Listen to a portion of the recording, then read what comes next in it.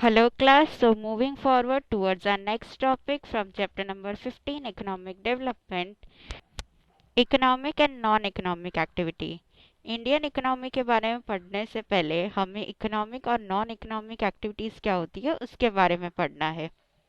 सो economic activities means earning और spending money for exchange of commodities और services, यानी कि यहाँ पे जो एक्टिविटी हो रही है अर्निंग या spending money for the exchange of commodity और सर्विसेज, दैट मीन्स इसमें क्या इन्वॉल्व है, मनी फैक्टर इन्वॉल्व है, पैसा इन्वॉल्व है। तो जिस पर्टिकुलर एक्टिविटी में पैसा इन्वॉल्व होता है that activity becomes economic activity. आप शॉपकीपर के पास में गए, उससे कोई सामान खरीदा, आपने पैसे दिए, that is economic activity. For example activities of farmer, क्यों? क्योंकि फार्मर्स हमें जो ग्रो करके देते हैं उसके बदले उन्हें पैसे मिलते हैं। आर्टिशियंस, जो आर्टिस्ट पेंटिंग्स बनाते हैं और उसके एवज में हम उन्हें पैसे देते हैं, that is economic activity. Businessman business करते हैं, economic activity. Teachers, if they teach for the purpose of earning, that is economic activity. So all these activities which includes money as a factor of exchange, तो उसे हम बोलते हैं economic activity. Non economic activity, activities जिनका purpose income obtain करना होता नहीं है, जो लव कंपैशन में किया जाता है, for the purpose of helping someone किया जाता है, तो उसे हम बोलते हैं non economic activity. For example nurturing of a child by mother, mummy बच्चे को पालने के लिए पैसे लेती है? नहीं, so it is non economic activity. Social services जो करते हैं सोशल वर्कर्स, वो पैसों के लिए करते हैं? नहीं, तो that is non economic activity. Right now Covid fund में बहुत सारे लोग बहुत सारा काम कर रहे हैं, लोगों को खाना पहुंचा रहे हैं, तो ये सारी क्या हुई, non economic activities. Structure of Indian economy, various occupations and economic activities को हमने 3 सेक्शन में डिवाइड किया है। जितने भी ऑक्यूपेशंस और इकोनॉमिक एक्टिविटीज है उनको 3 सेक्शन में डिवाइड किया गया है। First one is primary activity, then secondary sector and third one is service sector। And इसका जो क्लासिफिकेशन है इकोनॉमिक एक्टिविटी का, इसे हम बोलते हैं commercial structure. Primary sector, secondary sector and service sector, इसका जो क्लासिफिकेशन है उसे बोला जाता है commercial structure. All the 3 sections and activities included in them may be discussed as follows। जैसे कि प्राइमरी एक्टिविटी, उसे हम सबसे बेसिक एक्टिविटी में लेते हैं। तो जितने भी बेसिक काम होते हैं जैसे कि एग्रीकल्चर के रिलेटेड एक्टिविटीज़, जिसमें कैटल रियरिंग आ गया, कैटल ब्रीडिंग आ गया, फिशिंग आ गया, पोल्ट्री फार्म आ गया, देन फॉरेस्ट प्रोडक्शन का कलेक्शन आ गया, माइनिंग आ गया, ये सब प्राइमरी एक्टिविटीज में इंक्लूड किए जाते हैं। Next is secondary activity. तो large scale small scale industries, factories, construction, electricity, gas और वाटर सप्लाई, ये सब हम इंक्लूड करते हैं सेकेंडरी सेक्टर में। This sector is also acknowledged as industry which include production from small pin to gigantic machines. इस particular sector में छोटी से छोटी पिन से लेके बड़ी से बड़ी मशीन्स जो है वो बनती है।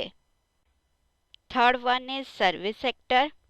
डिफरेंट टाइप्स ऑफ सर्विसेज वो इसमें इंक्लूड होती है, जैसे कि trade, communication, Airways, waterways, education, health, banking, insurance, tourism, entertainment, ये सारी की सारी सर्विसेज, यानी कि जिसमें कोई भी प्रोडक्ट इन्वॉल्व नहीं होता है उसे हम बोलते हैं सर्विस सेक्टर।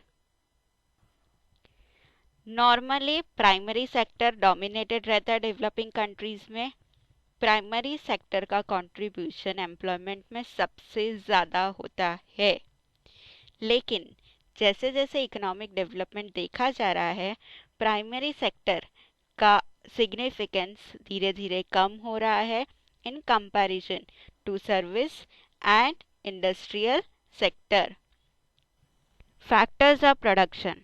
प्रोडक्शन मीन्स कोई भी चीज़ को प्रोड्यूस करना। तो अगर कोई चीज़ को प्रोड्यूस करना है, बनाना है, तो उसके लिए हम नेचुरल रिसोर्सेज और लेबर की मदद लेते हैं। तो ये जो अलग अलग टूल्स यूज़ होते हैं प्रोडक्शन में, इनको 4 कैटेगरीज में डिवाइड किया गया है: land, capital, labour, entrepreneurship.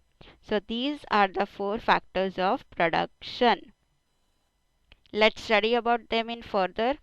Land, normal sense में अगर हम देखें तो लैंड क्या हुआ? Upper layer of surface of the earth.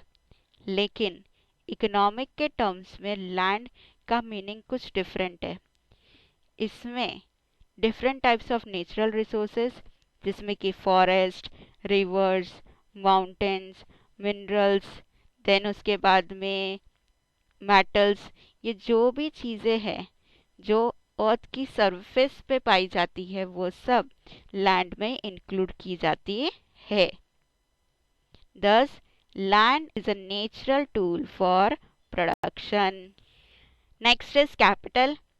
Capital means कि जो मैन मेड होता है, यानी कि ह्यूमन बीइंग जो अपना इन्वेस्ट करता है, वो कैपिटल हुआ। जैसे कि for example property, asset, investment, ये सारी चीज़ें किस में आ गई? कैपिटल में आ गई। तो अगर कोई पर्सन अपना पैसा डाल रहा है for the purpose of production, तो वो कैपिटल में इंक्लूड किया जाता है।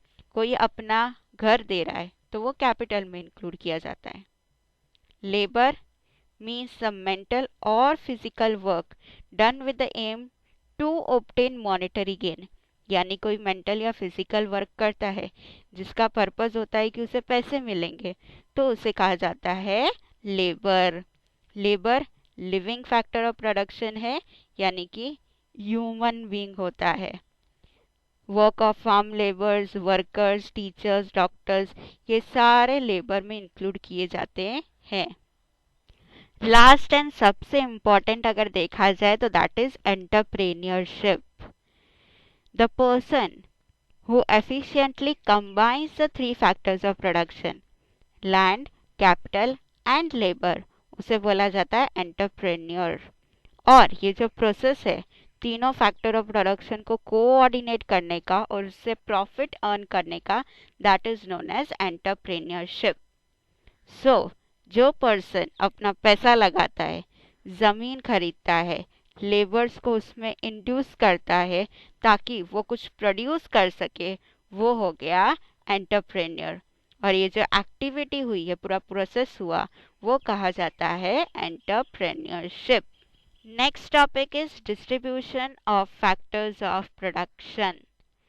ह्यूमन वांट्स आर अनलिमिटेड और उनको फुलफिल करने के जो रिसोर्सेज है वो लिमिटेड है। ये बात तो हमें समझाने की ज़रूरत ही नहीं है कि हमारे नीड्स जो है या हमारी वांट्स जो है, हमारी इच्छाएं हैं, वो तो अपार है। मतलब एक पूरी हो जाए तो हमें दूसरी होती है, दूसरी पूरी हो जाए तो तीसरी चीज़ चाहिए होती है। So it is like unlimited, लेकिन रिसोर्सेज वो तो लिमिटेड ही है।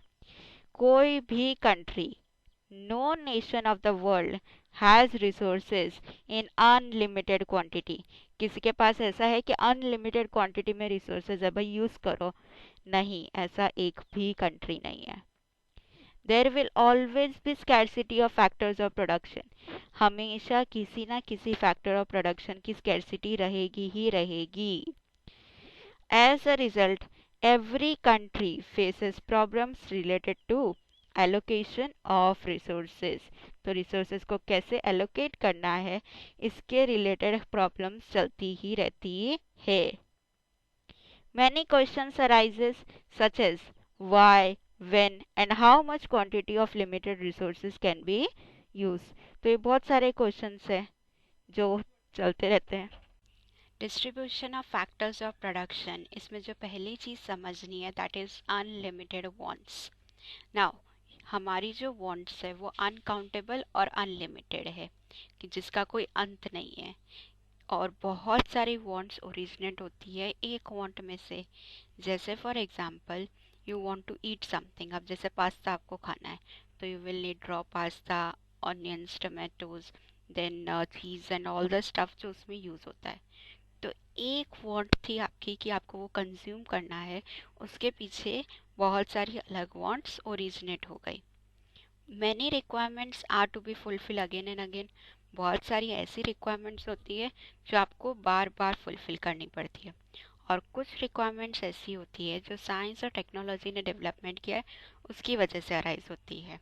जैसे for example, previously we were using letters for communication, then mobile phones came into existence, उसके पहले बीच में पेजर था, देन स्मार्टफोन्स। तो ये जो अलग वांट हमारी अराइज हुई है, वो साइंस और टेक्नोलॉजी के डेवलपमेंट की वजह से हुई है।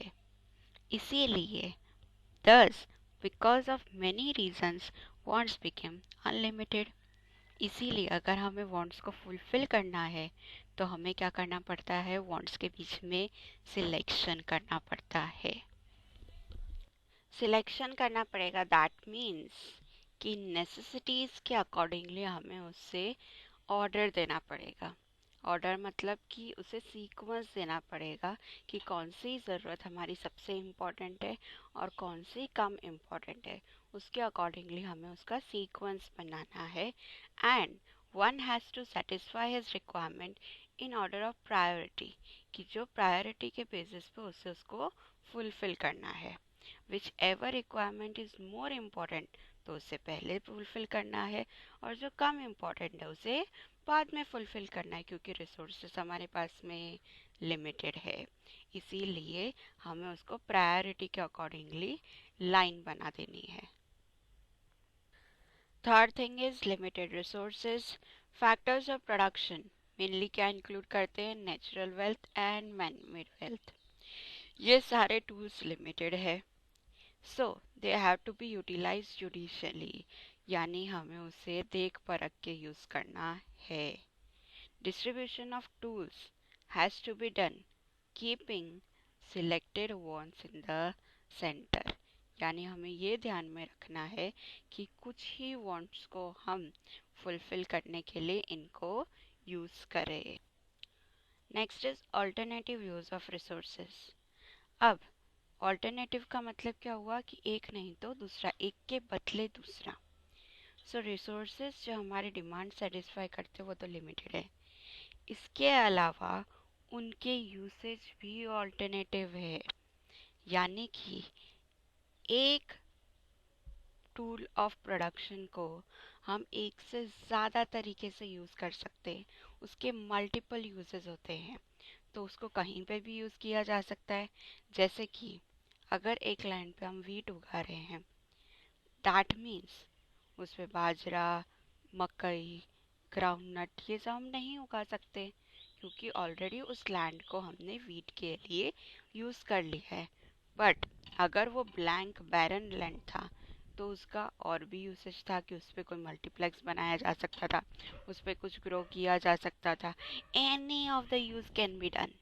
तो in above mention condition, distribution of factor of production is done in such a way कि मैक्सिमम पॉसिबल डिमांड्स को फुलफिल किया जा सके, मैक्सिमम पॉसिबल डिमांड को सेटिस्फाई किया जा सके। तो हमें फैक्टर ऑफ प्रोडक्शन का डिस्ट्रीब्यूशन इन सारी चीज़ों को ध्यान में रखते हुए करना है। Thank you.